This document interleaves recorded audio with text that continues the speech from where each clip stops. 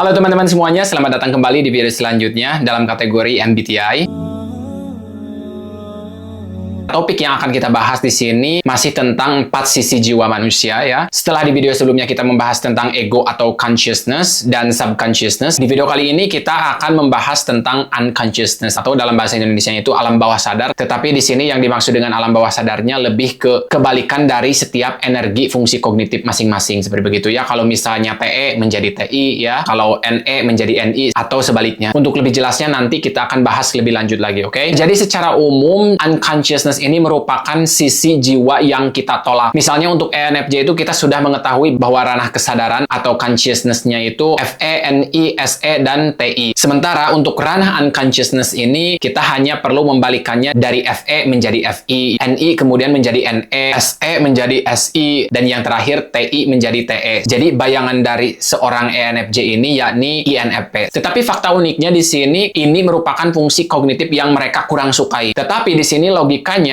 justru yang kita tolak tersebut menjadi sinyal untuk perbaikan kita. Jadi disinilah proses kedewasaan dan kebijaksanaan terbentuk khususnya untuk tipe kepribadian ENFJ ini dan tentunya untuk tipe yang lainnya juga. Sekarang kita maju ke poin yang pertama di sini yakni unconsciousness sebagai bayangan atau sebagai alam bawah sadar kita yang membuat kita bahkan merasa lebih tidak nyaman daripada fungsi inferior. Jadi intinya yang pertama di sini yang perlu kita pahami yakni unconsciousness ini biasa disebut juga sebagai shadow atau sisi gelap dari jiwa kita yang cenderung kita jauhi. Namun ternyata hal yang cenderung kita jauhi ini menjadi sumber di mana kita bisa memperbaiki diri. Jadi dengan mengintegrasikan ranah unconsciousness ini juga kita diajarkan untuk menjadi lebih dewasa lagi. Jadi secara sederhananya di sini ego atau ranah kesadaran atau dalam bahasa Inggrisnya itu consciousness ya. Ranah ini mencari kebahagiaan melalui subconsciousness. Yang mana di video sebelumnya juga kita sudah membahas bahwa fungsi inferior lah yang harus kita kembangkan untuk masuk ke gerbang subconsciousness ini atau gerbang menuju kebahagiaan kita. Sedangkan untuk unconsciousness ini membawa kedewasaan pada kita. Jadi mengajarkan kita untuk lebih bijaksana lagi. Dan gerbang untuk masuk ranah unconsciousness ini yaitu fungsi pertama yang kita tolak. Misalnya kalau fungsi kognitif dominan kita TE, maka gerbang untuk masuk ke ranah unconsciousness-nya yaitu fungsi kognitif introverted thinking. Selanjutnya di sini hal yang penting kita ketahui juga bahwa semakin kita menolak sisi ini, semakin besar kekacauan dalam hidup. Jadi logikanya seperti begini. Ketika kita hidup hanya dalam ranah kesadaran dan sudah merasa cukup menemukan sisi subconsciousness kita, maka di sini lama-kelamaan kita akan merasa kacau dalam hidup juga. Kenapa hal tersebut bisa terjadi? Karena di sini kita masih mengabaikan sisi unconsciousness kita. Jadi bayangkan saja kita sudah merasa cukup bahagia dan sudah mengembangkan ranah kesadaran kita atau consciousness kita dengan baik ya. Tetapi fakta yang terjadi di luar sana, dunia ini terus maju, tantangan juga terus meningkat, dan ini menjadi sinyal bahwa kita harus memperbaiki diri seiring berjalannya waktu. Uniknya untuk beberapa orang mereka menanggapi atau merespon permasalahan hidup yang datang sebagai sinyal untuk memperbaiki diri, di mana di sini tentunya menantang ranah unconsciousness kita. Misalnya kita anggap saja permasalahan tersebut sama ya untuk setiap tipe kepribadian, dan di sini kita ambil tipe kepribadian antara ENFJ dan ENTJ ya. Untuk ENTJ karena mereka lebih fokus pada menata atau sistem atau struktur, maka yang terjadi di sini mereka akan segera menganalisis permasalahan tersebut menggunakan introverted thinking mereka, walaupun mereka tidak terlalu nyaman menggunakan introverted thinking ini karena orang yang TE ini lebih fokus pada efisiensi. Tetapi di sini bukan berarti mereka tidak bisa menggunakan introverted thinking mereka. Justru di sini mereka harus lebih bijak. Di sini mereka harus masuk ke ranah unconsciousness-nya. Nah, berbeda lagi untuk ENFJ ini dengan permasalahan yang masih sama ya, mereka akan menanggapinya terlebih dahulu dengan introverted feeling, yaitu kebalikan dari extroverted feeling mereka. Mereka akan lebih fokus pada perasaan mereka sendiri dan lebih reflektif untuk memutuskan apakah itu sesuai dengan perasaan saya sendiri, nilai pribadi saya sendiri, walaupun hal ini membuat orang yang ENFJ ini tidak terlalu nyaman karena seperti yang bisa kita ketahui bahwa mereka itu lebih fokus pada perasaan-perasaan orang lain atau keharmonisan dalam kelompok. Nah, jadi kurang lebih seperti itu ya untuk masalah yang sama, tetapi karena kita mempunyai kecenderungan menggunakan fungsi kognitif yang berbeda-beda, maka di sini cara memecahkan permasalahannya juga berbeda-beda. Jadi intinya tantangan dari unconsciousness ini bertujuan untuk mengajarkan ketangguhan dan kebijaksanaan pada kita untuk menaikkan level level dari kesadaran kita, atau lebih spesifiknya fungsi hero kita. Jadi fungsi hero ini perlu tantangan untuk membuat mereka lebih kuat lagi. Sekarang kita maju ke poin selanjutnya, yaitu kegagalan jalan menuju kebijaksanaan. Nah, di sini yang pertama yakni kegagalan itu lebih berharga dari kesuksesan ya, karena menghasilkan pelajaran hidup. Untuk lebih mudahnya kita ambil konsep dari surga. Jika kita bertanya, mengapa kita tidak di surga langsung? Ternyata ada fakta menariknya di mana jika kita terlalu menikmati dan semuanya sudah ada, terus apa makna yang akan kita buat di sana? Karena disinilah makna yang lebih dalam itu bisa kita dapat. Misalnya melalui tantangan-tantangan yang datang pada hidup kita, ternyata jika kita lihat dari sisi positifnya, itu membuat makna yang lebih dalam lagi. Asalkan kita tidak menyerah. Walaupun kita misalnya meninggal di tengah perjalanan, kita pun meninggal dengan makna seperti begitu ya, dan itu luar biasanya. Itulah ranah unconsciousness. Kita masuk ke ranah apa yang membuat kita itu takut. Seperti yang sudah kita ketahui, kita memiliki fungsi hero. Alasan utama dinamakan hero karena ini fungsi utama yang menjadi kemampuan natural kita juga. Hanya saja di sini hero tidak bisa hanya diam saja. Apakah itu layak disebut hero atau pahlawan? Tentunya yang namanya pahlawan atau hero di sini mereka harus menghadapi tantangan dalam hidup. Ketika mereka berhasil menyelesaikan tantangan hidupnya, baik itu meninggal ataupun masih bertahan ya, di sini mereka hidup dengan kehormatan. Setidaknya kehormatan untuk diri mereka sendiri. Nah, jadi itulah yang disebut dengan ranah kebijaksanaan ini. Luar biasanya ternyata penderitaan yang kita alami tersebut sebenarnya menjadi guru yang terbaik untuk kita. Namun tentunya di sini bukan berarti kita harus mengalami satu persatu semuanya, tetapi kita juga bisa belajar dari pengalaman orang lain juga. Karena itu juga merupakan bagian dari kebijaksanaan juga. Terus yang selanjutnya di sini melalui kesalahan kita juga menemukan tatanan yang benar kembali. Jadi kita bayangkan saja narasi dari perjalanan hero itu mereka mengalami tantangan, kemudian mereka berhasil menyelesaikannya. Dan di sini yang paling penting ketika permasalahan datang pada hidup kita, itu berarti sebuah sinyal di mana kita harus segera memperbaiki diri di sini. Kemudian kematangan atau kedewasaan juga di sini hanya datang lewat pengalaman ya, rasa sakit, kesalahan juga. Jadi jangan menganggap remeh tantangan yang datang pada hidup kita dan bahkan kita ingin menyerah. Ternyata pengalaman tersebut berusaha untuk membuktikan kepada kita apakah kita bisa melewatinya atau tidak. Dan di sini melewatinya tersebut apakah dalam kondisi meninggal ataupun masih bertahan hidup, hal itu bukanlah yang penting, tetapi yang paling penting itu masalah harga diri kita ya, nilai kita sebagai manusia di mata orang lain, terutama di mata diri kita sendiri. Jadi ketika kita meninggal dalam perjuangan berbeda dengan meninggal dengan bunuh diri. Yang mana ketika kita berbicara tentang bunuh diri ini berkaitan dengan istilah yang disebutkan oleh Jung pada waktu itu, yakni ego death. Jadi kematian ego. Walaupun sebenarnya ada beberapa ahli juga yang tidak setuju karena ego death itu sebenarnya tidak mungkin, tapi di sini lebih ke berkurangnya ego kita atau rasa harga diri kita. Sehingga di sini orang tersebut ingin segera mengakhiri dirinya. Di sini kita bisa memahami juga bahwa orang tersebut kemungkinan besar untuk melakukan bunuh diri juga. Tetapi di sini juga ada yang malah improve. Jadi hal ini kembali lagi ke kesadaran dari 4 sisi jiwa kita. Nah, yang terakhir di sini seek failure not success. Carilah kegagalan bukan sukses. Karena di sini kegagalan adalah guru kehidupan kita. Inilah yang membuat hidup kita lebih bermakna, diuji. Sementara jika kita hidup langsung di surga, maka apa makna yang kita sudah buat di sana? Tidak ada makna sedih, senang. Karena kata sedih pun sudah hilang di surga seperti begitu ya. Jadi yang ada itu senang. Kita pun tidak akan tahu bahwa hal tersebut itu namanya senang. Jadi jika kita berpikir secara mendalam juga, ternyata ada hikmah atau pelajaran yang besar sekali kita diturunkan ke bumi ini. Sekarang kita lanjut ke poin berikutnya di sini, peran Nemesis atau sang pembalas. Jadi di sini fungsi Nemesis ini adalah gerbang menuju unconsciousness kita seperti yang sudah disebutkan tadi ya. Fungsi unconsciousness ini berperan sebagai penjahat atau villain ya, yang menantang ego kita. Di mana ego kita di sini fungsi hero. Jika hero tersebut terlalu berlebihan atau bahkan terlalu bangga tanpa meningkatkan skillnya, yang terjadi di sini akan datang villain atau tokoh penjahat untuk menantang si hero tersebut. Tetapi jika kita amati lebih mendalam lagi, ternyata ada hikmahnya ya. Karena di sini tokoh penjahat diperlukan untuk memberikan makna pada si hero juga. Di mana si hero ini atau ego kita sendiri di sini melawan tokoh jahatnya atau hal yang ditolak oleh ego kita. Tujuannya ya tidak lain memaksa ego belajar dan berkembang. Karena di sini juga untuk manusia ya, melalui konflik batin ini, ego belajar menciptakan keteraturan atau tatanan dari kekacauan. Nah, mulai dari sekarang, ketika kita menghadapi sebuah permasalahan dalam hidup atau banyak permasalahan dalam hidup, kita di sini coba refleksikan terlebih dahulu apa makna di balik semua ini, apa yang terjadi jika saya bisa melewatinya, dan jika sudah jelas semuanya, bahkan kita sudah mengetahui fungsi kognitif ini semuanya, maka yang terjadi di sini kita bisa mencapai individuation dengan kepribadian yang lebih kuat lagi. Namun di sini hati-hati juga ketika kita membahas tentang unconsciousness ini, bukan berarti kita selalu hidup dalam unconsciousness ini, karena dalam beberapa kondisi juga kita harus fokus pada subconsciousness-nya. Karena kita harus mengambil waktu untuk melakukan hal yang membuat kita bahagia. Jadi di sini ada juga orang yang stuck atau terjebak di dalam ranah unconsciousness sehingga mereka tidak bisa merasakan apa itu kebahagiaan. Dan disinilah kita perlu mendefinisikan apa sebenarnya kebahagiaan untuk kita sendiri berdasarkan dari ranah subconsciousness, tipe kepribadian masing-masing. Nah, yang terakhir di sini, jika diterima dengan sadar, fungsi nemesis ini bisa berubah menjadi sekutu batin kita. Jadi di sini daripada kita menyebutnya sebagai tokoh penjahat lagi, jika kita berhasil mengintegrasikannya dengan ego kita, maka kita bisa menyebutnya dengan fungsi kognitif sekutu. Sekarang kita maju ke poin yang selanjutnya, yakni menghadapi kekacauan dan kematian. Seperti yang sudah disebutkan tadi, unconsciousness ini identik dengan kekacauan, ya, kematian, dan kebangkitan batin. Untuk kata kekacauan ini mungkin sudah bisa dipahami, tetapi untuk kematian ini, seperti yang sudah disebutkan tadi, bahwa ketika kita masuk ke ranah unconsciousness ini, kita di sini sudah lebih merisikokan diri kita untuk masuk ke medan perang. Karena seperti yang bisa kita ketahui, jika kita berada di medan perang, peluang kematian pun semakin besar juga. Dan itulah yang terjadi di muka bumi ini. Ada beberapa orang yang bekerja keras, mereka di sini bahkan hanya berpikir untuk bertahan hidup seadanya saja. Dan di sini peluang kematian pun semakin besar juga. Jika kita berbicara tentang realita hidup, ya kita sebenarnya antara bertahan hidup atau meninggal. Tetapi seperti yang sudah disebutkan tadi juga, kita hidup bukan hanya meninggal atau bertahan hidupnya saja, tetapi masalah membuat makna dan membuat diri sebagai manusia yang lebih bernilai lagi. Dan untuk kebangkitan batin ini juga sudah dibahas tadi tentang ego death, ya, atau kematian ego. Misalnya seperti di video sebelumnya, kita sudah membahas tentang framework dari Jung ini, tentang ego, self, dan shadow. Nah, kita bayangkan saja ego, self, shadow ini dari lingkungan keluarga, di mana ego di sini itu kita sendiri. Untuk self di sini yakni nilai-nilai yang sama atau shared values antara keluarga dan kita sendiri. Maka berkumpul di ranah self ini. Jadi self ini merupakan identitas dari keseluruhan antara keluarga dan diri kita. Terus selanjutnya di ranah shadow ini, yakni identitas setiap individu di keluarga ini masing-masing. Nah, misalnya self di sini sudah terbentuk, kemudian keluarga kita ini mengkhianati kita, dan disinilah terjadi ego death pada kita. Dimana jika kita terlalu menempelkan identitas kita pada nilai-nilai yang kita lakukan secara kolektif, ya, atau di ranah self ini, maka di sini jika hal buruk tersebut terjadi, kita seolah-olah merasa hampa dan tidak memiliki identitas diri. Nah, disinilah yang disebut dengan ego death. Sebenarnya ego tersebut masih ada, hanya saja menjadi lebih lemah. Oleh karena itu, ego death ini banyak ditentang juga oleh beberapa ahli, karena ego itu tidak mungkin hilang. Nah, kemudian di sini ketika kita menantang ego kita sendiri, kita seolah-olah masuk ke dalam gua gelap, dan ini simbol perjalanan menuju kedewasaan kita. Di mana proses ini menuntut kerja keras, ya, ketekunan, keberanian untuk gagal juga. Jadi mulai dari sekarang, ketika kita merisikokan diri kita secara sadar, ya, dengan mengetahui fungsi kognitif kita, mengetahui tipe kepribadian kita, maka yang terjadi di sini kita akan lebih reflektif lagi makna apa yang akan kita buat. Misalnya di sini kita akan dihadapkan dengan pekerjaan yang sudah lama dan kesempatan pekerjaan yang baru. Apakah kita harus bertahan di pekerjaan lama tersebut atau pindah ke peluang pekerjaan yang baru ini? Dan pertimbangan tersebut tentunya dilihat dari integrasi antara subconsciousness, unconsciousness kita, dan ego kita juga. Misalnya jika pekerjaan yang lama tersebut masih bisa melatih ranah unconsciousness kita, tetapi kurang dalam subconsciousness-nya, dan ego kita pun kurang berkembang di sana, karena unconsciousness ini juga tidak terlalu dikembangkan di sini. Sementara peluang pekerjaan yang ada ini lebih menawarkan integrasi antara subconsciousness, unconsciousness, dan ego kita, atau bahkan super ego kita juga. Nah, di sini kita memutuskan tentunya dari pertimbangan diri kita sendiri. Menganalisisnya melihat dari 4